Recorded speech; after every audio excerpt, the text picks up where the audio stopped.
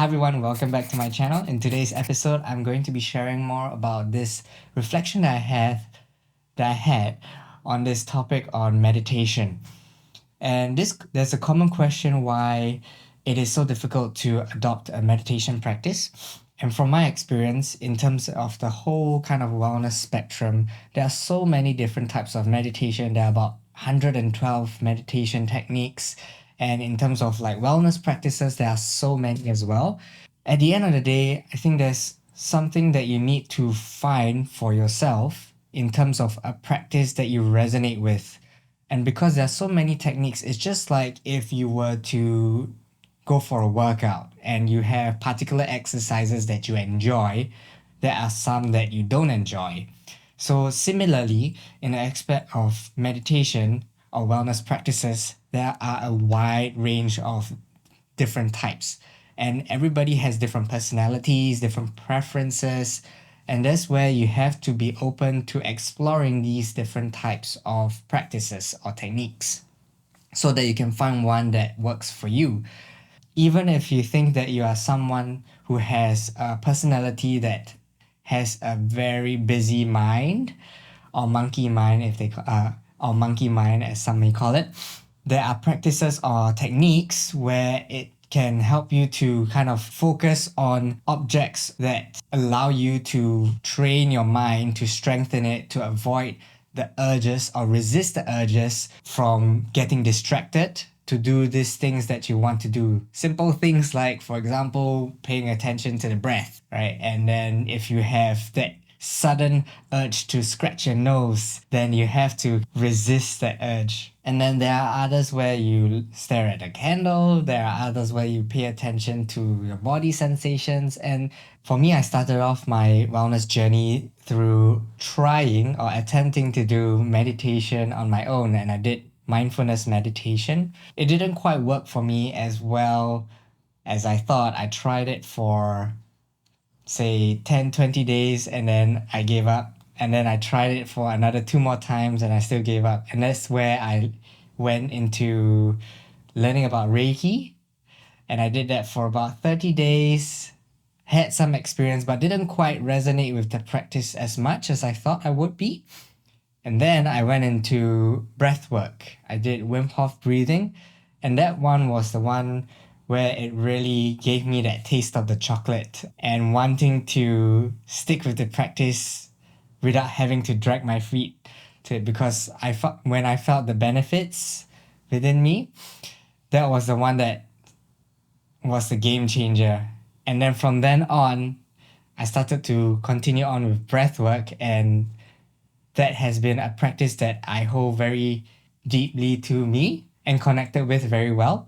And after that experience and finding all those insights for myself during the practice, it gave me a new sense of self, a new perspective on life and how I approach it. And then from there, it led to being able to go back to, or not go back, but give myself another chance to do meditation again. And so when I went back to meditation, I did Vipassana. And then it brought me onto another level, which helped to ease my transition into meditation from breathwork. And I guess it's because from my experience, as I did more of the breathwork, it allowed me to pay more attention inwards. And from that, it allowed me to have an easier transition into meditation with some form of knowledge on the techniques and how my body works. The other key aspect of it is to be able to find a credible teacher to be able to teach you the step-by-step process of how to adopt the practice, how to be able to effectively communicate with you, how to do the meditation technique. Because if you don't resonate with the teacher as well, then it's going to be tough for you to enjoy the practice. As we have different personalities, connect with we connect differently with different individuals. So even if a teacher is well versed in his techniques and sharings, sometimes you may not be able to connect on a deeper level with those teachers or that teacher. So that's where you have to also be open to exploring different teachings from different teachers. and finding the right one for you. Now, after you've found a good teacher, then it's also up to you to be able to have that willpower and dedication to commit for a long term kind of period to be able to benefit from these meditation techniques sustainably and for a long term. Because at the end of the day, we don't want to do a practice, or we don't want to, for example, exercise and expect to have all these results within a short day or within a session. It's something that you also have to cater time to be able to create space for you to have that opportunity for growth.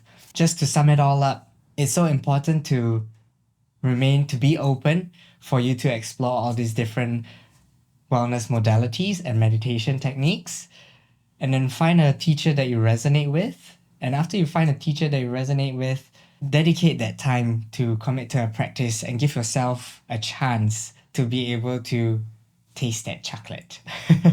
So I hope this video came in insightful for you, and something to think about is if you were to want to start off your journey, your wellness journey or meditation journey, do a little bit more research on your side, have a chat with somebody who you know who is doing meditation, and get some advice from them and their thoughts, and just simply trying out the sessions. Because if you don't experience it for yourself or try, then you wouldn't know at the end of the day.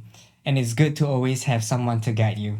If there are any questions or you don't know who to ask, then please feel free to leave a comment or message me, and I can also be of help to link you up to the right people. And with that, I hope you enjoyed this video. Please feel free to like, share, and subscribe, and I'll see you in the next one.